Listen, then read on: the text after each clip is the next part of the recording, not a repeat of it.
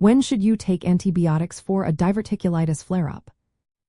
Imagine your gut is like a busy city, and sometimes, small pockets called diverticula can become inflamed.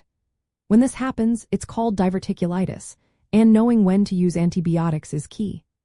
Not every flare-up needs antibiotics, so it's important to understand the signs and guidelines.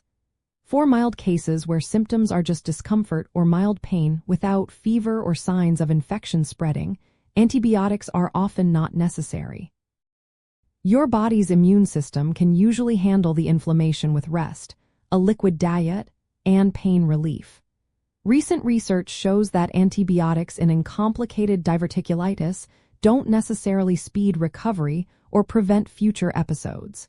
Instead, doctors now focus on supportive care and close monitoring. However, if symptoms become more severe, antibiotics are usually recommended.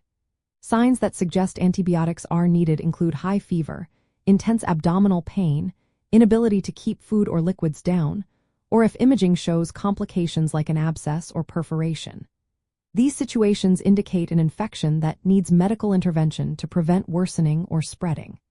In such cases, doctors often start with antibiotics given through an intravenous line in the hospital. Once symptoms improve, they may switch to oral antibiotics. Other factors that might prompt antibiotics include having a weakened immune system, underlying health conditions, or if symptoms do not improve after about 2 days of conservative care. Sometimes, if the inflammation persists or worsens, antibiotics can help prevent further complications. The typical course lasts from 5 to 14 days, depending on how severe the case is and how well the person responds.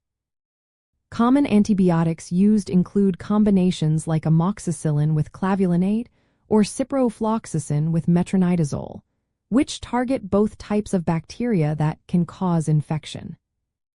It's very important to follow your healthcare provider's advice and not take antibiotics on your own. Overusing antibiotics can lead to resistance and side effects. Always seek medical attention if your symptoms worsen, if you develop a high fever, persistent vomiting, increasing pain, or bleeding. In summary, antibiotics are not automatically needed for every diverticulitis flare-up. They are reserved for cases with complications, severe symptoms, or specific health risks. Working closely with your healthcare provider helps ensure you get the right treatment for your individual situation.